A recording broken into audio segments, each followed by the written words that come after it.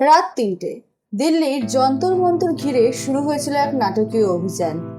টানা ২১ দিন অনশনরত সোনাম ওয়াংচুককে টেনে হিচড়ে নির্লজ্জের মতো সেখান থেকে নিয়ে যাওয়া হয় হাসপাতালে। নির্লজ্জ বলছি, তার যথেষ্ট কারণ রয়েছে। প্রশাসনের দাবি, আদালতের নির্দেশ অনুযায়ী সোনাম ওয়াংচুকের শারীরিক অবস্থার কথা ভেবে তাকে হাসপাতালে নিয়ে যাওয়া হয়েছে। আর এখান থেকেই নির্লজ্জতার প্রথম ধাপ শুরু হয়েছে। প্রশাসন যদি সত্যি তার শারীরিক অবস্থা নিয়ে এতটাই উদ্বিগ্ন হয়ে থাকেন, তাহলে তিনি এই যে ২১ দিন অনশন করছিলেন, তার এই অনশনের পেছনে যে কারণ ছিল, সেই কারণগুলোর সমাধানের জন্য কেন তৎপরতা দেখালেন না? সোনাম ওয়াংচুক তো নিজের জন্য অনশনে বসেননি। তার মূল উদ্দেশ্য ছিল ভারতীয় শিক্ষা ব্যবস্থাকে নিয়ে, যে শিক্ষা ব্যবস্থা দিনের পর দিন হাজার হাজার তরুণ তরুণীর জীবন নষ্ট করে ফেলছে। গত ১ বছরে প্রায় ৬০ থেকে ৭০টারও বেশি প্রশ্নপত্র ফাঁস হয়েছে। এমনকি প্রাণ গেছে বহু ছাত্রছাত্রীর।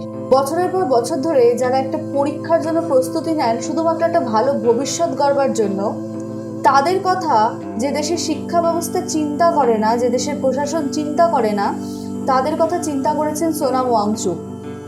বরাবরই তিনি এমন শিক্ষা ব্যবস্থার কথা বলেছেন যেখানে মুখস্থ বিদ্যা বা ইঁদুর দৌড় নয়, যেখানে স্বাধীন চিন্তার একটা জায়গা থাকবে। একজন অনশনকারীর চিকিৎসার ব্যবস্থা করা যতটা জরুরি, ঠিক ততটাই জরুরি তার অনশনের পেছনে যে কারণ রয়েছে সেই কারণগুলোর সমাধান করা।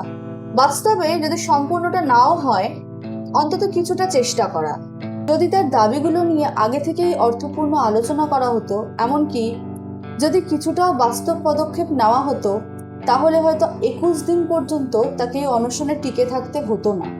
গণতন্ত্রের সব থেকে বড় শক্তি কি শুধুই ব্যালট বক্স বা সংবিধান? একদমই নয়। গণতন্ত্রের সব থেকে বড় শক্তি হলো মানুষের প্রশ্ন করার অধিকার। আর সোনাম ওয়াংচুক দেশের সাধারণ তরুণ তরুণীদের হয়ে এই প্রতিবাদ করেছিলেন, প্রশ্ন করেছিলেন বলেই স্বাস্থ্য এবং সুরক্ষার নাম করে তার কণ্ঠটা রোধ করে দেওয়া হলো।